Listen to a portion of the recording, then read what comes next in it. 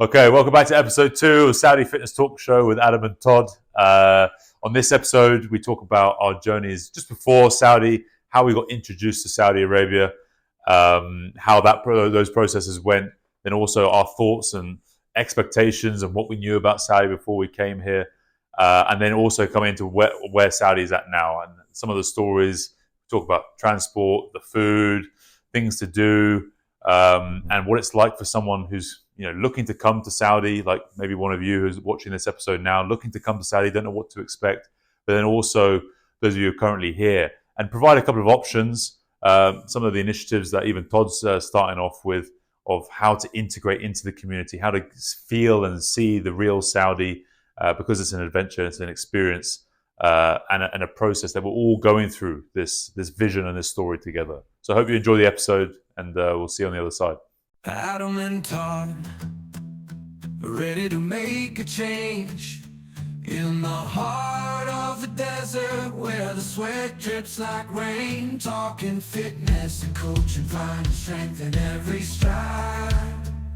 We'll pump up your motivation, take you on a wild ride. Fit Talk, here we go. It's time to get in the zone. Rocking and rolling will help you find your own. Episode 2. Sorry, headphone users. Yeah, I've just deafened you. So make sure you're awake and paying attention. But so look, episode 2 here on the Saudi Fitness Talk Show with Adam and Todd. Back in for a second round. Today we're going to go through, obviously, first episode we talked about the BS before Saudi. Today we're going to talk about the moment we first found out about Saudi and coming to Saudi, the journey, the adventure, the trip to get here, and then what it's been like here. So we'll touch on this. So maybe, Todd, you can start us off, like, before even, whether it was me contacting you or whatever, what was your first interpretations of Saudi? What did you know about Saudi, if anything? Yeah, so I think the first time I ever heard of Saudi was when they made women's driving legal. Okay, that point, At that point, so maybe 2018 or something, 2017? Yeah, it was 2018, like Something mid-2018. Like so I wasn't thinking about moving there. Nothing like that. It was just, I saw on BBC News one time. Yeah, it was late. I think it was late October 2018. Yeah, I thought, oh, that's crazy. I didn't realize women couldn't drive in some countries. Yeah, I didn't even have any idea. So that was my first thing, but I didn't know anything about the country at all. Knew absolutely nothing. Had no idea. Yeah. When I was in Dubai, not in the first 6 months, but the last 6 months, a lot of people were talking about Saudi. And when was that, though? When were you in Dubai? So that would have been 2022, 2021, around that time. Okay. And a lot of people were moving. Yeah. So a few people that I knew, not necessarily close friends, but friends of friends or friends' wife, friends' girlfriend were heading over to Saudi. Yeah. So I started to hear rumblings of Saudi Arabia. Yeah. How did you first hear of it? I don't know. I didn't even know what I thought. I think I first heard of Saudi Arabia for the 1998 Football World Cup, when I heard they were in the World Cup in the football. Yeah. That's when I first heard of Saudi Arabia, and then nothing since, until I got a call. Yeah, I got the call, the famous phone and got a call, from my coach at the time, basically saying, "Look, there's a guy. He's come to my gym. He's starting a project in Saudi Arabia." I was like, "Fine," and he wants to have a chat and with you. So he just talks. I couldn't really hear him. His voice was, it wasn't a great, I didn't really understand what he was saying, and he said something about Saudi Arabia, gym, and stuff like that. And then this was about October, November time in 2018. Right. Didn't really hear anything, and then it went silent. I didn't hear anything from him after the phone call, and then I get a phone call, a FaceTime call on Christmas Eve, video call with your family, trying to enjoy. But from an unknown number, I was like, what the hell? And generally my principle is, if it's an unknown number, I don't pick up. Yeah. So if they really want to contact me, they'll message me afterwards or something. But it was an unknown number calling FaceTime video. I was like, who does that? Yeah. I was like, I'm just out of interest. I'm going to pick up and see. So I pick up and see, and there's this guy just shouting. He's on a train coming down. He's like, right, I'm on the train coming down from Edinburgh. This was, Sir Alan at the time. Yeah. And he's like, right, I'm coming on the train down to London. I'm going to be in Paddington Station I think it was like 4 or 5 o'clock on Christmas Eve. I want to meet you for 10 minutes. I just said, what? I said, it's Christmas. I was like 2 hours outside of London. Yeah. I was with the family. It's Christmas Eve. We're just, settling down. Yeah. Getting ready for the night, dinner and everything. He's like, I was like, first I was like, who is this? So we spoke the other day, on the phone, with Tom and all this stuff. And I was like, oh, okay, right. And he's like, yeah, can you meet? I was like, well, it's Christmas Eve. So yeah, just 10 minutes. I was like, yeah, it's just 10 minutes. I'm going to drive 2 hours just for 10 minutes. I was like, yeah, fine, okay, no problem. I'll drive. So I'm on the phone, drive to Paddington, park the car, sit in Bella Italia, and then up he comes the escalator, which was his brother at the time, and then you sit down, literally for 10 minutes. Literally 10 minutes, because he was going on to Heathrow back to Jeddah. Didn't get any food? No, nothing. We just sat literally at a table. Bella Italia probably hated us, like just using their tables. But then he was just like, Jim, we're going to do this in Jeddah. I was like, where's Jeddah? He's like, Saudi Arabia. And he's like, I was like, fine. I didn't even know. I'd never heard of Jeddah in my life. Up until that point. He tells me all about it. He's like, right, so can you come tomorrow? I'm like, it's Christmas Day tomorrow. No, I'm not coming tomorrow. Yeah. And then he said, fine, what about in a week's time? I said, okay, let's come in a week. So then I literally came a week later, flew out to Jeddah. Firstly, as soon as I got back home, I researched Jeddah. I never heard of it in my life, and then a week later came out to Saudi. Yeah. Nice. So yeah, it's what was your first impression when you arrived? You touched down in the airport. Was it Jeddah? You flew straight to Jeddah airport? Yeah. Straight to Jeddah on Saudi Airlines back then, and Saudi Airlines was nowhere near what it is now. I mean, I heard it's improved a lot. It's improved a lot. It was chaos. It was just the service was bad. Everything wasn't great.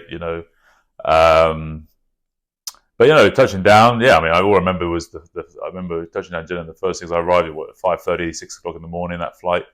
And just the sunrise was just incredible. Yeah.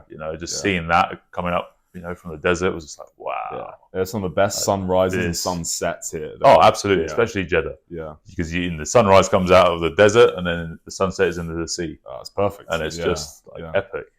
And even here in Riyadh, I've always found around in Riyadh, around that September, October time, that the sunrise awesome. Coming up is unbelievable. Yeah. But just seeing that was just like, this is cool, and I've always been interested in adventures. I went to Iran, spent time there, Kazakhstan, so some crazy countries. I was like, it's just like, right, let's go, let's try Saudi, because everyone was like, my family was like, probably the same with you. Yeah, what are you doing? Why are you going to Saudi Arabia? And obviously it's known for its oil. And that's it. That was about it. And obviously religion and everything else, and being very strict, and all these other things. But that was it. So I was like, well, I want to at least, if anything, just go spend a week here and see what happens, just to see what's going on in Saudi. Because I have no idea. You can't research anything. There's nothing in YouTube. There wasn't really anything going on. Well, I think tourism. I'm not sure of the exact. Yeah, I think it was only 2018 or something. 2019. The tourist visa came out. Yeah. Oh, yeah. So then there had been no one going in and explaining their experiences back then. No, I mean, the tourist visa came, was it end of 2019 or mid 2019? Yeah, I think it was end of 2019. And then, COVID, kind of then stopped it all in its tracks, basically.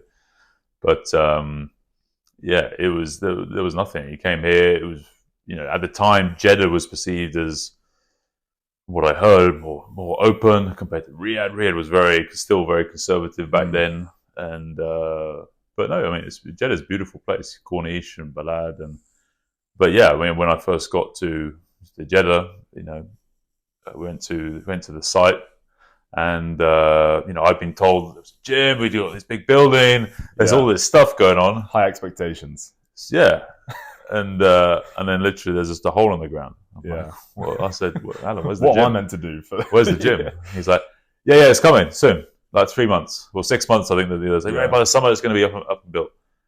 I was like, I don't know, this is just a hole. You just started digging. You got to go. You're still going down before you're going up. Haven't even put any foundations in, nothing. Everyone was like, by the summer it's going to be up and going. I was like, come on. Even if you're working 24 hours a day, 7 days a week, which they did, and you're never going to do this. But anyway, so I spent a week there in Jeddah. It was great. I always think I always judge a place by the people. You know, what I mean? It's like when I went to Iran.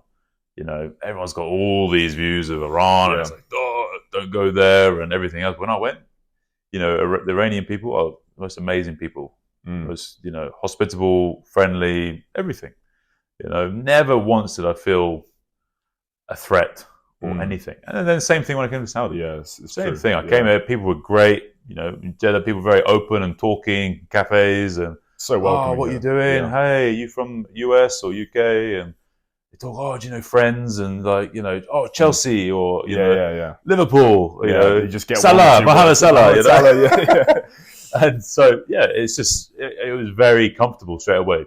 I never felt anything. I felt just to walk alone, down the Corniche, not like London when you're walking down London. Yeah, less fear here. Yeah, but just that was back in 2018, 2019. It was very relaxed. Obviously not as busy as it was now, and cool. But I mean, you came obviously. What was it, 2022? Yeah, 22.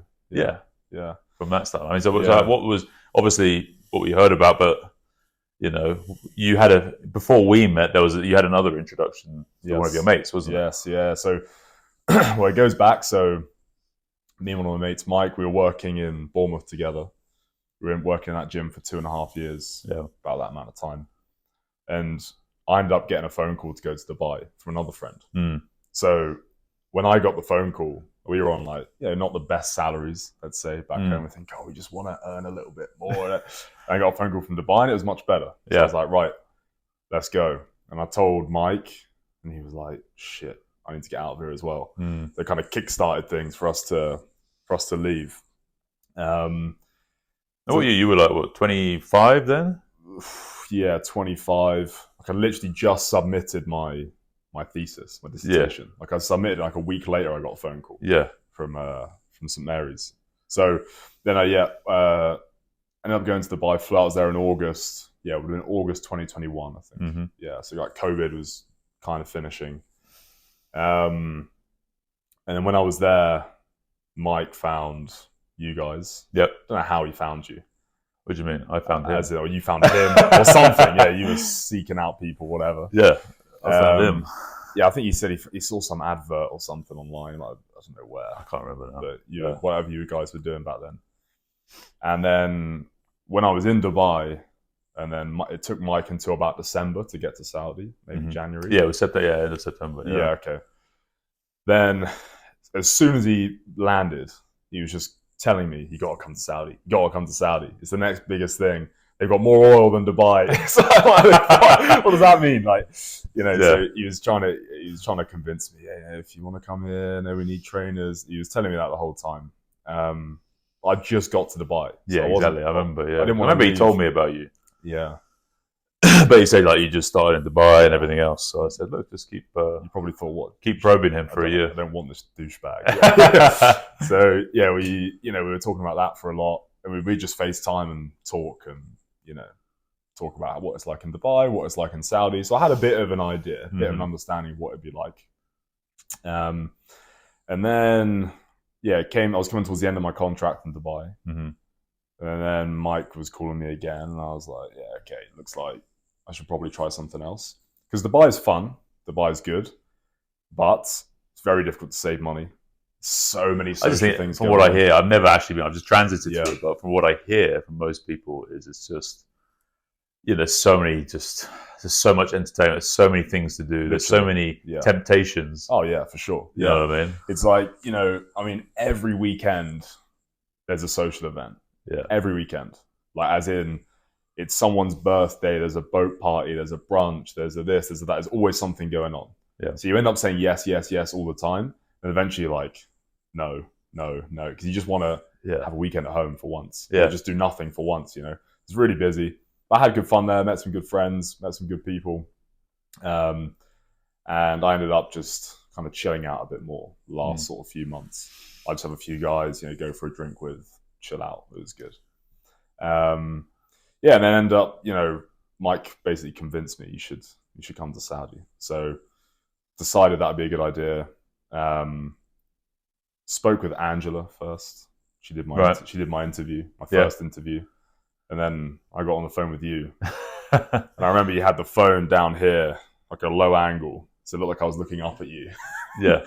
And you were just very serious, very, you know. I'm trying to remember what you exactly said. It's like, I do can't a remember. bit of weightlifting, do you? Yeah, and you're like, yeah, this place is a beast. It's gonna, telling me, trying to set some expectations, which I think you did well. And then the last thing you told me was make sure you get a shave and a haircut. Yeah. And then I flew out maybe a week later. Yeah, that's what I was saying. I was like, Yeah. no, I was just saying, you're right, come out next week. Yeah, and I was like, okay, yeah, fine, let's go. Yeah, so that was it. But yeah, I think like the difference between Dubai and Saudi, like when you're in Dubai, you don't meet really any Emiratis. I probably met 5 or 10 Emiratis the whole time I was there, the whole year. It's huge expat community. It's just you don't even really feel like you're in a different country because of the people again. Right. Because you're always, well, I was anyway, always socializing with English, Irish, Scottish. These are all the people you meet. Yeah. I met a few other guys, Costa Rican, whatever, but Yeah. you're in this expat community. Yeah, Western expats. Yeah. And yeah, there's a few Egyptians and things, but you don't really feel any culture. Yeah. It feels almost like a plastic city. Like everything's kind of popped up, and Yeah. you got really nice beaches and stuff to do, but there's, I would say, very low amount of culture when you're there. Mm. You don't feel like you're living in a different country. Yeah. You've just been plopped in this city. It looks like that. Yeah. It just looks it's all just been built up, artificial, modern and new. Like, yeah. and they kind of forgot about their culture when they built it. Yeah. Well, if you look at Dubai from 30 years ago, it's just desert. Yeah, There's no actual city there. So yeah. But then This is a little fishing harbour, wasn't pretty it? much, yeah. And then when you come here, it's totally different. The taxi drivers are from Saudi. People that work at the supermarket are from Saudi. There's Saudis everywhere, so you actually meet Saudis and talk to Saudis. So I think it's kind of easier. It's like really easy to just settle in Dubai straight away. Yeah, because everyone's talking English. It's comfortable. It's super comfortable. Yeah. And it wasn't really that much of a challenge to get going. Yeah. You're in. You never have to you never go to a place and the menu's in Arabic, for example. Yeah. Like you never. Everything's in English. Everything's in English. It's all good. As when you come here, the neighborhood I moved into, very Arabic. So I'll go. You go to a little breakfast place, my favorite liver place in the morning. Yeah. And I go in. No one speaks English. Look at the menu. It's in Arabic. I'm going, okay. I know they do liver. There's a man over there with a big dish, just putting strips of liver in. Yeah. So I'll just go and speak to him. Yeah. Doesn't speak English, but I'm just like, just this. Yeah. And then I realised they only do one thing anyway. So they just do liver. Sandwich or plates. That's the only 2 choices. So, yeah. But that's the dream, though. It's just simple choice. Simple. That's what you want. I don't want to have to pick the best restaurants where you have the least amount of choices. Yeah. It's barely a menu. Yeah. It's just like, there's no 2 pages. It's just like a little block. And there's like, you're like, okay, fine. So, yeah, but I love doing that here. Like, it really feels like you're on, a bit of. You feel like you're in a different country. Yeah, they obviously, because it's at the very start of their journey, their vision and everything. So, like, it feels like you're in a totally different place, different culture. You feel the religion, you feel everything, the history, and what I think, which is nice as well, is that they want to keep that moving forward as well. They don't want to lose it and just modernize everything, westernize. They want to make sure that everything stays very Saudi. They keep their heritage, their culture, their traditions, which I think is nice. I think it's great. Kind of, for me, I feel a bit envious. I feel like the UK, we've kind of lost a lot of that. Yeah, the cultures and traditions are being lost more and more. Like speaking to the kindness of the people here, like the interactions you have. Yeah, there's another little place I go to for breakfast. Does full. Which is like a bean, full and tamis, the bread. The bread, the big disc, crispy bread, so good. There's no spoon. No. You just eat with the bread. No. Yeah, just that. Solid. And you get raw onions, raw onions, tomatoes, coriander, olive oil, cheese. Yeah, perfect. It's amazing. They put like some pink cumin or something there on top, or shakshuka, eggs. Yeah, so you usually get both. Yeah, totally. Yeah, and that cost me like £3. Yeah, 15 it's ridiculous. Super cheap. Yeah. Well, I remember the first time I went in there, the guy, once again, no one speaks English. Menu's in Arabic. Only 4 items on the menu, but it's in Arabic. Big selection then. Bigger than the last one. I was like, which one do I do? Yeah, it's crazy. So I was trying to communicate with the guys, pointing at different people's food. I was like, that one. And he's like, and then a guy comes in that spoke English. and he helped me out, helped me choose what I wanted, Mm. and then we sat down, we had breakfast together. Yeah. And you just wouldn't really get that back home. But maybe Totally. Maybe it's different in the north of England. I don't know. Oh, it's the same with me. I go to near Court. There was a place, Fool and Tamis and Kebda and liver place.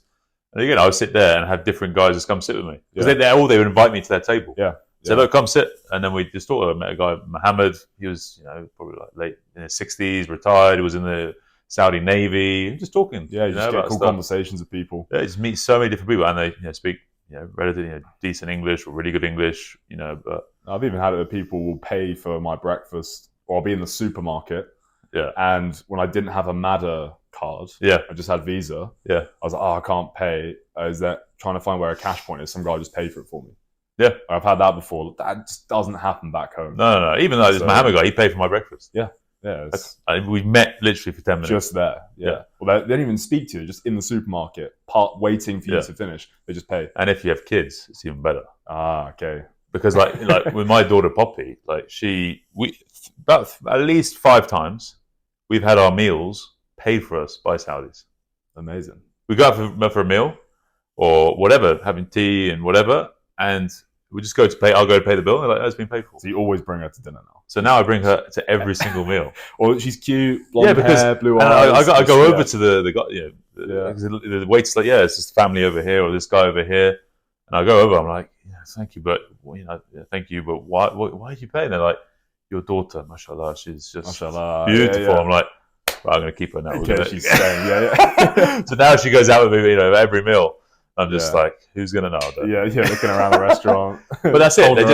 They're very generous people. Yeah, absolutely. Yeah. And and in terms of safety, I think that's another big thing. People think when they come to Saudi is like, oh my god, it's dangerous, or terrorism and extremists and all this sort of stuff. And it's total opposite. Yeah, it's so safe here. Yeah, I mean, our front door to our little apartment complex is always unlocked.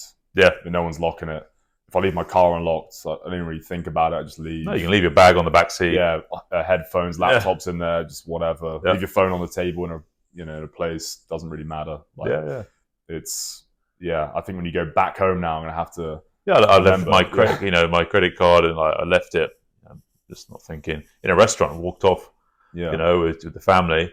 And then a guy comes running down the street towards me to give it back to me. Yeah. That would never happen. No. You get complacent here, I think. Yeah, when I go back to the UK now, I have to really think about it. Right, lock the car, put everything in the boot, cover it, hide everything. Yeah, I used to do that. Don't wear anything nice, I remember I used to do that, put my bag in the boot under something so it wasn't shown. I don't even think about it now. No. Saudis is totally opposite. And I think even for, a big, over the last... was it 5 odd? I probably brought over 70 odd trainers probably in total, males, females, everything. And, even females. The hardest thing for me initially was bringing the first female to Saudi because that took about 6 months of just trying to find people to bring over. It was, especially 2018, there was nothing out there. Zero. Yeah. Didn't have a great reputation for females and human rights and all that was, the media, that's all they talk about. But that for me was just critical, getting that first female in, which was Angela. Yeah. I knew her from before back in the UK, and she was already in Riyadh. She set up the first female gym here, and it was like, right, this is the new thing. And so as soon as I got her on board, that just made it a lot easier. Yeah, kickstarted everything. All the other females, because then again, there's little things, but with. But I think because some females just interpret things, because people were staring at them. They stare, yeah. But a lot of the time, they're staring at them because it's like we've never seen a blonde hair, blue eyed. Yeah, it doesn't exist here. It just doesn't exist. Yeah, sort of thing. But then you fast forward to today. Like Riyadh now. I mean, it's just like a normal Western city. For females, they don't have to wear abayas. Yeah. As long as they're wearing, they're not showing their knees. Or they can wear jeans. They can wear leggings. The other day, by Panorama Mall, I saw there was a woman there wearing like a low cut top and a mini skirt. I don't know how illegal that is. But I bet you no one even bleated an eyelid. She was just there, walking around. Exactly. I was like, okay, I don't know if that's... And you're looking at the Saudis and seeing what's going to happen, but nothing seemed to happen. So I don't know what's happened with that now. But But this is a general trend, I think, with Saudi is that, and what they're doing, which is great. It's kind of like this. It's the kind of boiling frog scenario. It's like things just change, but it's not announced or anything. Just let it slowly, bleed out. Yeah, exactly, bleed out, and it's just like, oh, I can do this now, or they can do this now, or we can do this now, sort of thing. It's like, oh, okay. I remember I used to go into the malls in Jeddah, and I'm walking with my shorts on, not like short shorts or tight shorts, just like regular shorts and a t-shirt. And they send me out. Yeah, but like, go put trousers on. Yeah, and that was up until like 2020, 2021. Yeah. They were like, no, guys, you have to in the malls, you have to wear trousers. Yeah. But then that's now changed. You can go in. Since 2022, you can. Doesn't matter. Yeah, it's crazy. I remember some of the trainers getting told off even in Starbucks for wearing shorts and stuff like this. Guys would shout at them, but it's all because again, things change maybe legally, but it still takes some people time to transition. Yeah, I think the population has to get used to it and change. Yeah. And some people, because when you speak to some, especially the ones that went to study abroad, some Saudis, they're happy. They don't mind at all. Yeah. And then others that maybe haven't traveled as much, they're still a bit more like getting used to it. But I think slowly. But I think now, like in 2024, not even that slowly, to be honest. Yeah, it's actually pretty quick. 2023, 2024 is like. Especially Riyadh, I don't know. We're not in Jeddah. I haven't been to Jeddah really recently, but Riyadh especially, it's very, very normal. And it's very much, even for the Saudis, it kind of feels like a choice for them whether they want to or they don't want to. They don't have to, but they'll have their family traditions and all this sort of stuff and whatever. But it's kind of good because they are keeping those traditions as well, and they're not just allowing everything to change. Yeah, because psychology and culture take the longest to change. Yeah, what I mean, it's not you can't just change the way you think overnight. What I mean, even though some things happen overnight here, legally or by law or whatever it is, it changes. Psychologically, it's going to take a while. Your habits and traditions. From that side. But what were some of the the hardest things to transition to from coming into Saudi? Oh, I think when I got here, because you said Dubai was very comfortable, very easy, but then you didn't say it was that easy when you came to Saudi. Yeah. So just move around that. So when I first got here, it was so I went from a place where there was so much to do to a place where I felt like there was nothing to do. So you just transitioned, and didn't have a car at that time, so I was just getting taxis, and that's difficult because when you're just getting a taxi somewhere, you might say, "All right," like I remember the first day I got here. Or like I slept, and then when I woke up in the morning, it was a Friday morning. I think I head down to the mall. Yeah. So I got a taxi down to the mall, down to Kingdom Tower. Went into the mall, everything's closed. Yeah, it's Friday morning. It's busy. Yeah. It's what. So I didn't understand. When I first came, prayer time, because back then everything used to shut. Yeah. Restaurants, malls, cafes, everything would be shut for that prayer time. So 5 times a day, you have to sit and wait for half an hour. This is it. Yeah. Now that's not the case. Most places are open during prayer times. Most places stay open. And everything else. Yeah. So I remember I went down to the mall, and there was like one Caribou coffee was open or something. Yeah. Every other shop was closed. I guess I'm having Caribou coffee. Yeah. Yeah. Less choice is better. That's always. Yeah. So just things like that. Like you're not sure you can, and because you got a taxi, you can't just drive somewhere else. Yeah, I'll book another taxi to go somewhere else. Maybe if that's not open, what am I doing? Just traveling around. So that was difficult. As soon as you get a car, everything becomes so much easier. So much. I think I said it to you. I said everyone who's come here is that when you really need to get a car here. Yeah, absolutely. Whether you rent one, you buy one, whatever. It's just a necessity, especially here in Riyadh. Just how big the city is, and you got to travel long distances, but also just the Ubers and Careems and Bolts. Like all these things are not very reliable. Yeah, they just cancel. They turn up late. Often, sometimes they'll call you. They're lethal drivers. Some of these guys. Oh, that's another thing. They're mad. They drive with their feet, not their hands. Yeah, I've never seen that before. Or they drive with one leg, or you often see someone's leg up when they're driving. They're on the phone, chilling out. Yeah, but I remember, that when I first had to drive, because I'd seen a lot of it from inside the taxi in the back seat, holding on for dear life. Oh yeah, you're just like there, Yeah. you're just bracing, just like right, anything's going to happen. If I go down, yeah. But so many people have had accidents. Yeah, we know people that had accidents. That one guy, he had 3 in the first 3 weeks. It's crazy. You know? Yeah. But I tell you what, though, they are doing a lot now to fix up the traffic. I got 2 fines this week. Violations, yeah. So, There are cameras everywhere. Like Dubai. Dubai is similar, isn't it? There's cameras everywhere. Crazy. And they're undercover police cars everywhere now. I think in Dubai at that point, because it's still pretty crazy there. Yeah. But it's really come down because, like, if you go through a red light, they just give Ridiculous impound fines. your car, 50K. Like, just do like ridiculous. So you're never going through a red light. You just, okay, I'm not doing it. I just take your car away. And I like that. It's fine. It's very black and white. And then it really deters you from speeding or being on your phone or doing the red light. Whereas like, the Western system in England is like, it's 3 points or, there's a little fine, £15 if you pay it in the first 2 weeks, and then it'd be £30. Too soft. It's like, come 50K, on. Like, if you want to eradicate this stuff, if you really want to eradicate it, you just but they want the money. They just pick up these little and often fines, you know what I mean? Yeah, so they were doing that in Dubai, and then now here, like, you're seeing more cameras, everything. Undercover police are nailing everyone here now. Yeah, and they're all in. Well, maybe I won't say, but they're under a similar type of car. They use a similar car all the time. The 2 cars, really. Yeah, but they are nailing everyone. Yeah, I just see that, and I'm, you're one person on your journey, and I will see 4 or 5. Yeah, pulling people over. So you think that? Yeah, you get that on the extrapolate highways. That on the highways. How many? Must be thousands of undercover police drivers are there. And the more they do that, the safer it will get. The better it will get. Yeah. And you get some like cars or like lorries with things hanging out the back of them that aren't strapped in properly. Yeah. They're pulling those guys over. Like, I'm not driving behind this. You know what though? Like, I remember one of the trainers in Jeddah.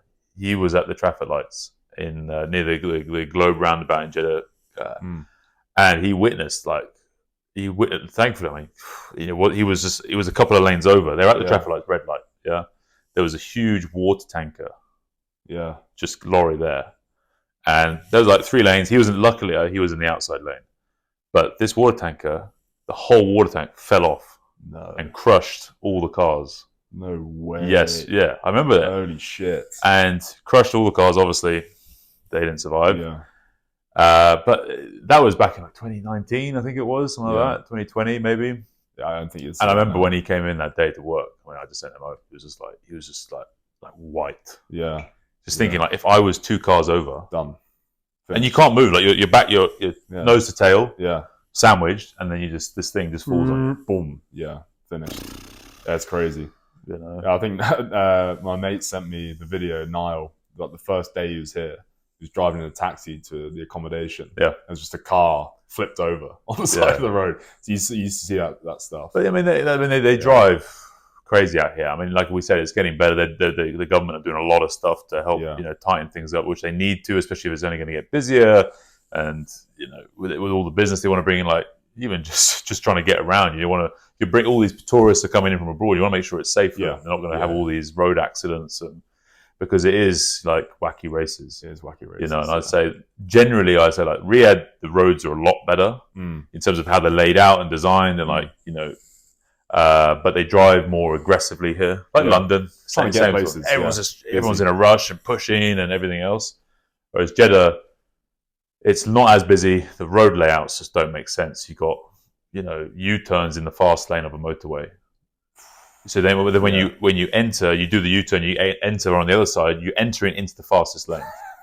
So you've got to you got to put your foot down and you just got to go. Go. The thing I always found funny was that you sat at the lights, it's red. The moment it turned green, on the horn, like straight away, you just hear everyone going, like, come on, move.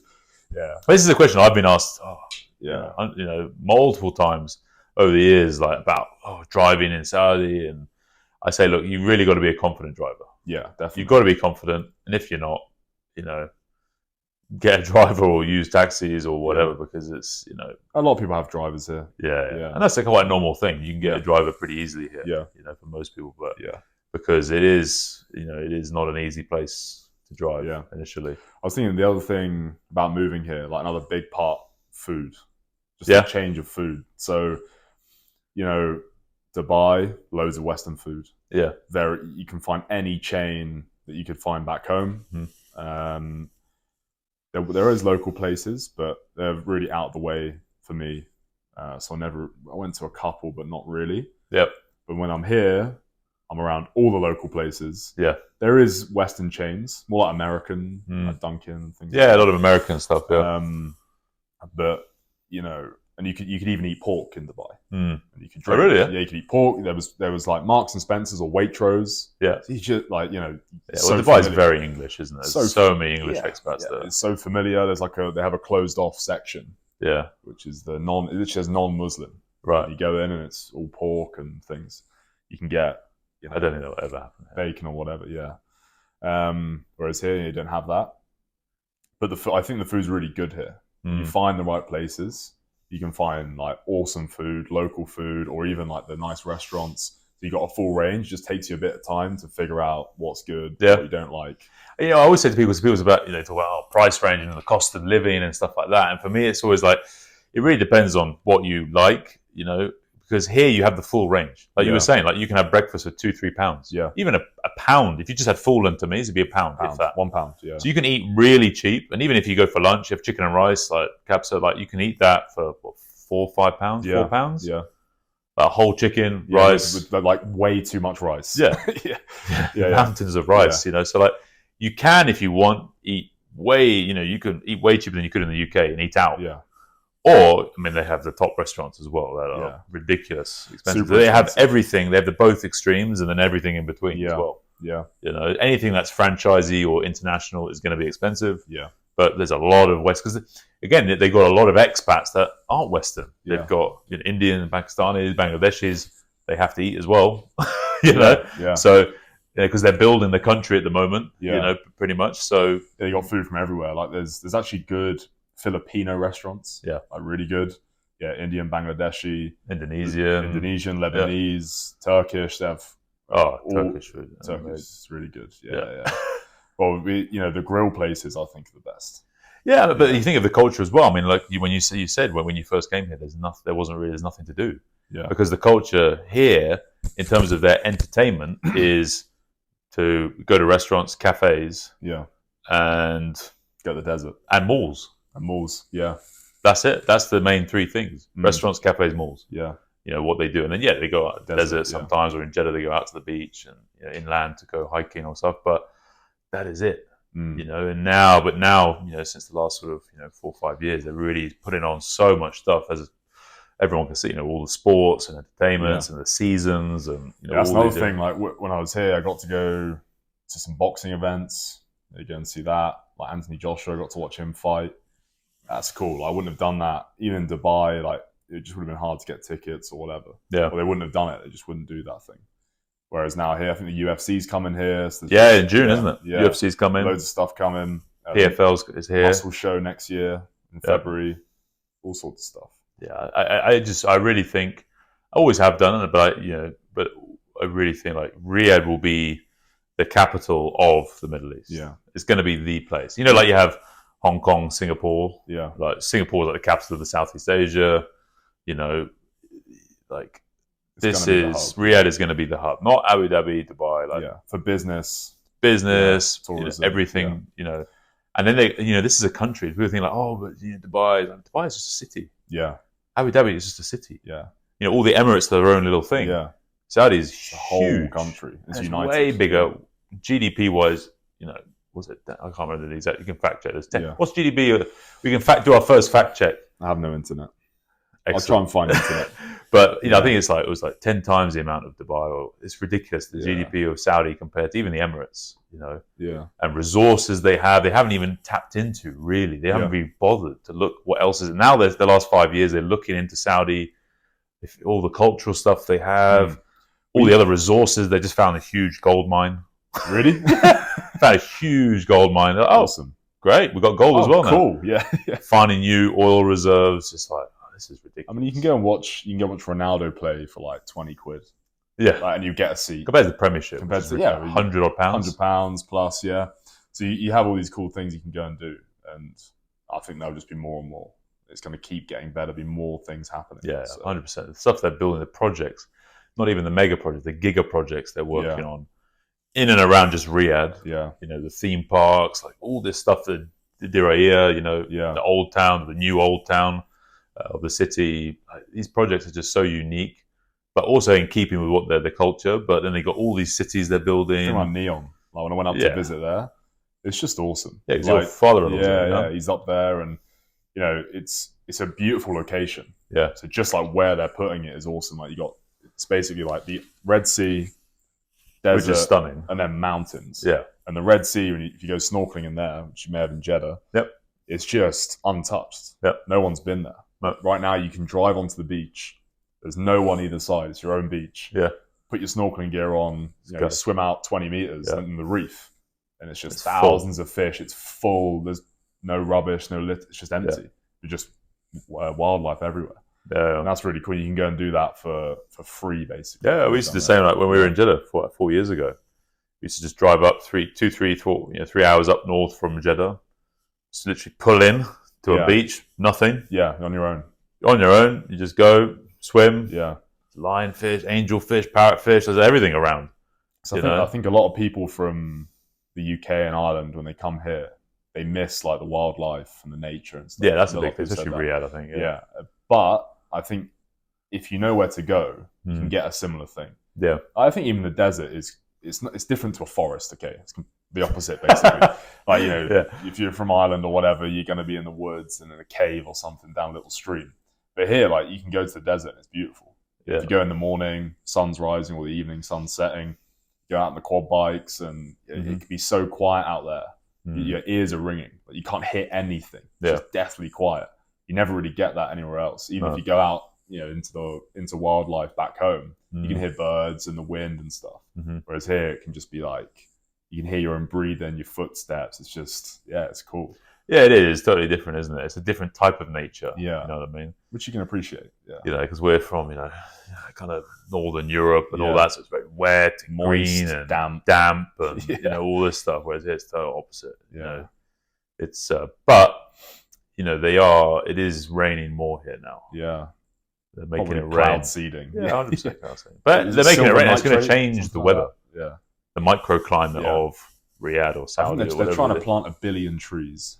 Yeah, it's ridiculous. That's the project. Yeah, they're doing some crazy thing with drones, where like the drones detect if the soil is like if it gets too dry, the drone detects it. Yeah, for all the agriculture. Yeah, and all the agricultural projects, they got drones now, just watering and detecting where it needs water or more fertilizer or everything. Cool. Yeah, the technology. I mean, they love technology. They do, and that's a field they really want to lead. Is that area. You see a guy in the gym with 2 wearables. He's tracking everything. Yeah, and he's got a band. I used to have a client with 3. Ring, 2 watches. Yes. Apple Watch, Whoop, and Ring. Perfect. Making everything is tracked. Did he pay attention to any of it? No. But he's got all the gear. All the gear. Yeah. Yeah, it's like with me when I first started playing golf. Like all the gear and no idea. Yeah. That's my dad. Had the nice clubs. Had the nice thing. First golf tournament, smashed it. Went behind me. And that's it. Yeah. Terrible. But I think it's for me. I just think everyone is. I think is shocked in a good way about Saudi. They're surprised. Yeah. I think now, obviously, the last few years, there's more. People are always on like, where do I look? I think the best place to look at YouTube. You've got a lot of now influencers and travel bloggers who've come to Saudi. Listen to the Saudi fitness talk show. You can find out all about us. Yeah, but all of our 2 viewers. Really understand what Saudi's like. Exactly. 2 people watching this, but it's like. But again, it's like like Google had nothing. YouTube is a good place. Instagram, but it's hard to search for things on Instagram. But I think YouTube, if you want to really find out more about what to, if you're coming to Saudi, you got a job in the next 6 months or this year coming up soon, you're gonna move to Saudi. I would say go on YouTube. You look for things on Instagram as well. Get a good idea if you want to see some. Try and talk to people as well who are actually here. If you want to message us, shoot a message through the show if you want to answer anything. If you're here already and you're looking for things to do or not sure how to do or what to do. Plus, if you're coming to Saudi, you're nervous, you're not sure. I'm sure we can help out and point you in the right direction. But there's plenty of just talk to people on the ground. Don't listen to the mainstream media. what they're saying on BBC News or on, I don't know, what's the American one, CNN, and all these Yeah. other places. Like, just talk to actual people who are here now, Yeah. and not people who've been here 10 years ago. Oh yeah, I used to work in Saudi, and like Totally different. there's a different ball game now. Talk to people who are actually here and have an idea of what's going on, and can link, with where to live, where you want to, if you're looking to where to live or what to do, and all this sort of stuff. There's loads of little communities, set up. I mean, you've got your community, haven't you? Yeah, the coaches. Yeah, it's growing really fast. There's like 80 odd coaches in there now, and people sharing stuff in there. So from all over the world. All over the world. Yeah. Oh, we got it's probably 20 or 30 different nationalities in there. Wow. So it's super diverse, and if you need to meet with people, you're not sure who to talk to, that group is pretty good. Yeah, you got your first meetup, isn't it? Yeah, first meetup is on the 12th of April. Yeah, I'll be there. Doing that. You'll be there. Yeah, might just be me and you. Yeah, we just do a show there and then. Just do a show, yeah. Joe and the Juice. But yeah, it's good. Yeah, I think it's important as well not to like we said, listen to too many people. Like, make your do your own due diligence. Yeah, talk to people here. Like you spoke with Mike at the time.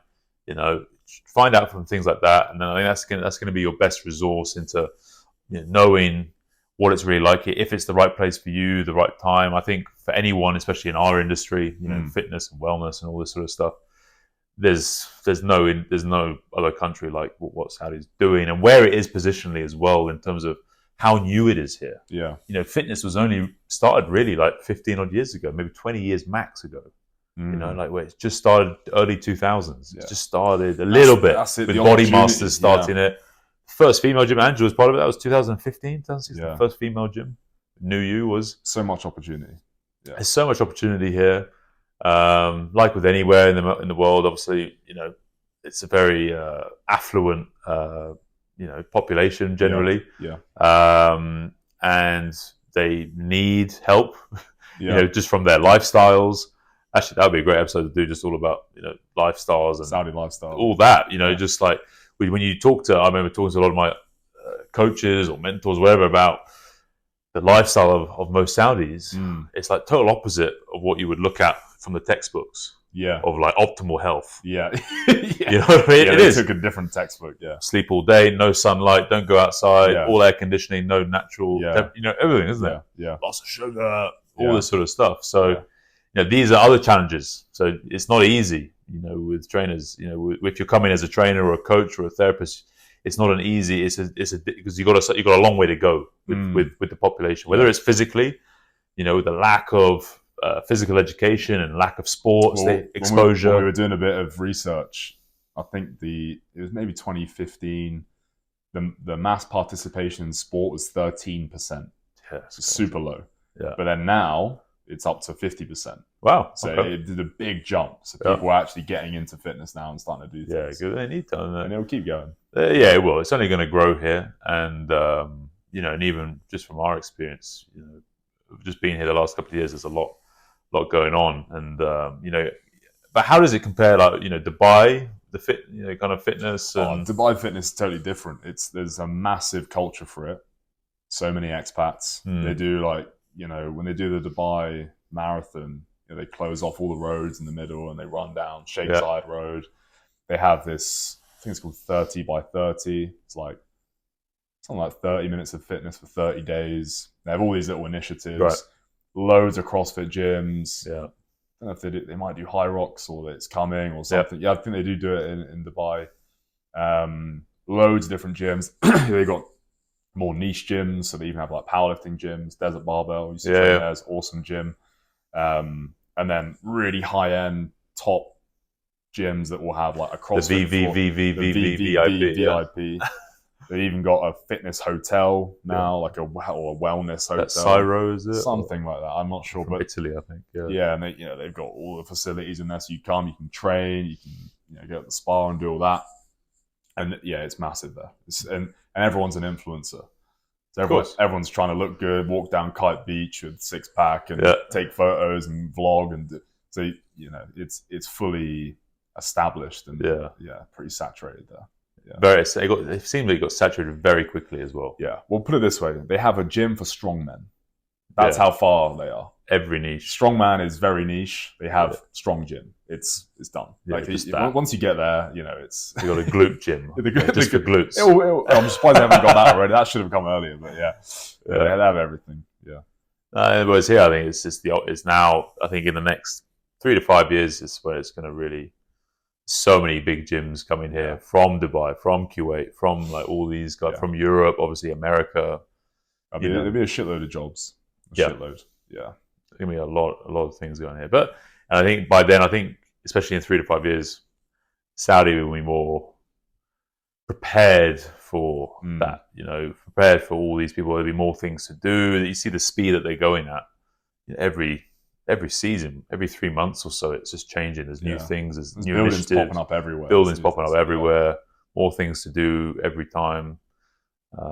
It's getting, it's going to be more attractive to people. People are going to hear about it. But I think, the best thing, which is an exceptionally smart move, was to bring Ronaldo. Yeah. And I think, people even listen to this show, when they listen to it, it's like they wouldn't have never.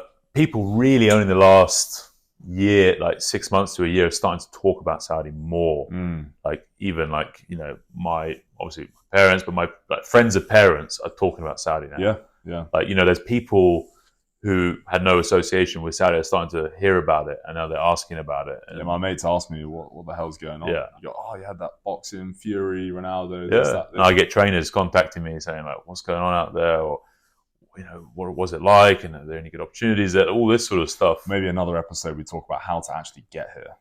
Yeah. We'll go. I think it'll be useful for all of you guys watching if you're looking to come to Saudi, the whole process, because it was a very complex process. It's getting easier and simpler. Yeah, it wasn't. It was probably easier for me than it was for you. Yeah, totally. Yeah. I mean, it was sort of all on paper by then. Now things are online.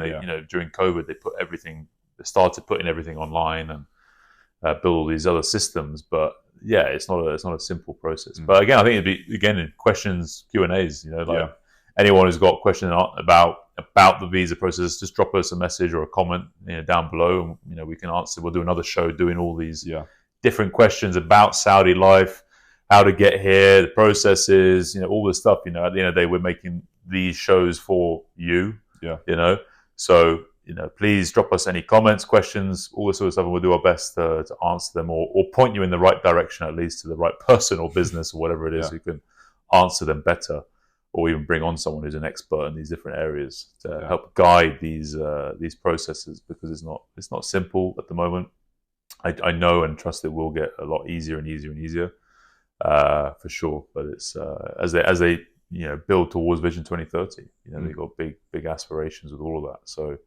Things have to, and when we talk to some of these people, how they want to just progress things so fast, and they've got high standards and everything else. They have to change quickly. They're not going to just keep doing things, and they haven't. Even in the last 5 years, it's changed massively from what it was. Yeah. Cool. So I think we touched on everything there. I think the biggest sort of takeaway today is just do your due diligence.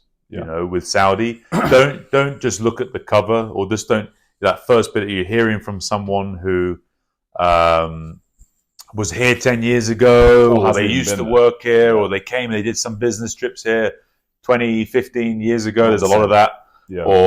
But actually, go talk to people, find people on social medias, on YouTube, whatever it is. Talk to people actually living here, working here, especially if you're going to come work here, or, and join these. There's lots of Facebook groups. There's lots of these communities, like the fitness community that Todd's setting up, that you can join, start asking questions, find out about things, where to go, what to do, how this works, all these type of things. Get in amongst it, rather than just coming in and being terrified and scared, and you come and just have all these questions, then you lock yourself in a room.